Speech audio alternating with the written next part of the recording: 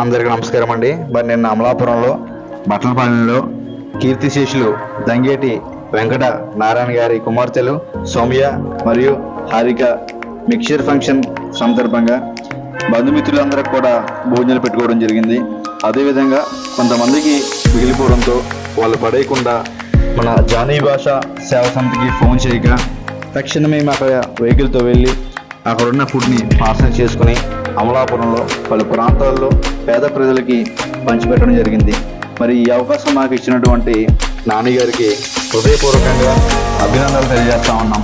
మరి ఇలాగే ఎక్కడైనా సరే భోజనం మిగిలిపోతే కనుక మీరు పాడేయకుండా మన జానీ భాషా సేవ సమితికి ఫోన్ చేయాల్సిందిగా కోరుతా ఉన్నాం.